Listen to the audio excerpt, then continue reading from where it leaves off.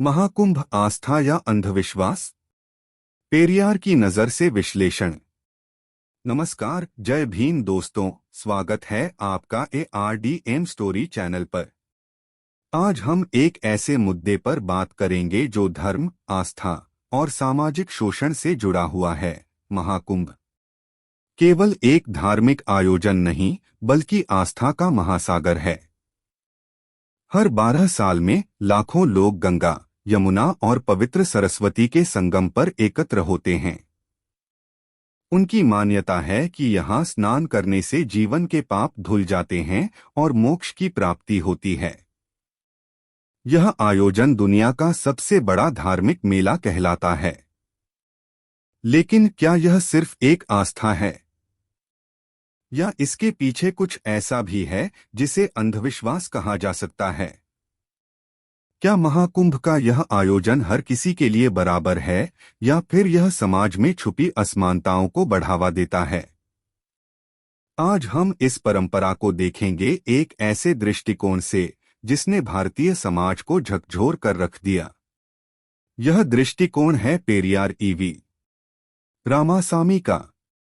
वह समाज सुधारक जिसने धर्म, जाति और अंधविश्वास के खिलाफ आवाज उठाई। तो क्या महाकुंभ एक श्रद्धा है, या यह केवल परंपरा और अंधविश्वास का मिश्रण है? आइए इस ऐतिहासिक और विवादास्पद विषय का गहराई से विश्लेषण करें। आप देख रहे हैं ARDM स्टोरी, और आज लेकर आया हूं एक ऐसा मुद्दा जो न केवल आपको सोचने पर मजबूर करेगा, बल्कि आपके विश्वास और तर्क को भी चुनौती देगा।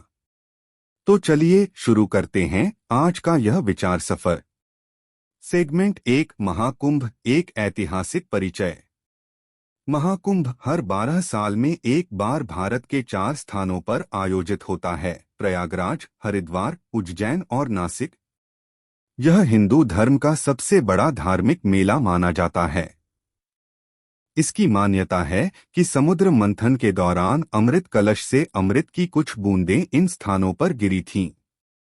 इसलिए इन स्थानों पर स्नान करने से पापों का नाश और मोक्ष की प्राप्ति होती है। लेकिन क्या यह केवल एक धार्मिक आयोजन है, या फिर इसके पीछे कुछ और भी कहानियां छिपी हैं? यह सवाल हमें सोचने पर मजबूर करता है। सेगमेंट 2, आस्था का पक्ष, श्रद्धालुओं की दृष्टि। महाकुंभ में शामिल होने वाले श्रद्धालुओं का मानना है कि यह आयोजन आत्मशुद्धि का माध्यम है। एक श्रद्धालु कहते हैं, यह केवल स्नान नहीं है, यह हमारे पूर्वजों की परंपरा है। गंगा में स्नान करने से हमें पापों से मुक्ति मिलती है। यह हमारे जीवन का सबसे महत्वपूर्ण अनुभव है। धार्मिक नेताओं और संतों का कहना है कि महाकुंभ भारतीय संस्कृति और आध्यात्म का केंद्र है। यह दुनिया को हमारी परंपराओं और संस्कारों से जोड़ता है। लेकिन इस आस्था के पीछे छिपे वैज्ञानिक और तार्किक प्रश्नों का क्या?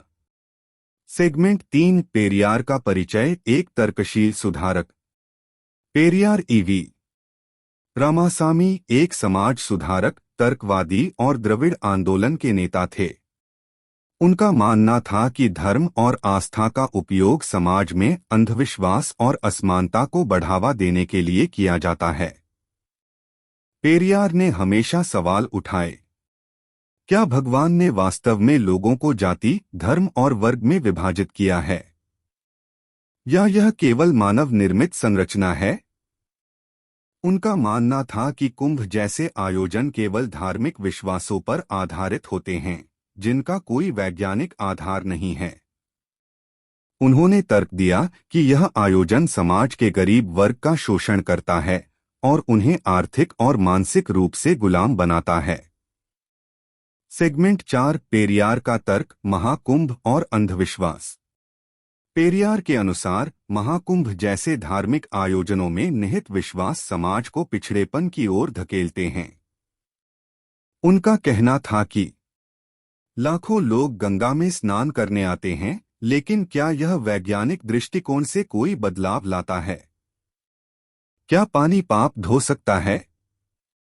यह केवल एक मानसिकता है जो बिना सोचे समझे हमें अंधविश्वास की ओर ले जाती है। पेरियार ने यह भी तर्क दिया कि ऐसे आयोजन जनता के धन और संसाधनों का दुरुपयोग करते हैं। वे इसे समाज में अशिक्षा और अज्ञानता का प्रतीक मानते थे। सेगमेंट 5 आस्था बनाम तर्क, एक तुलना। आइए अब महाकुंभ को आस्था और पेरियार के तर्कों के दृष्टिकोण से समझते हैं। एक, आस्था का आधार, श्रद्धालु इसे धर्म और परंपरा का हिस्सा मानते हैं।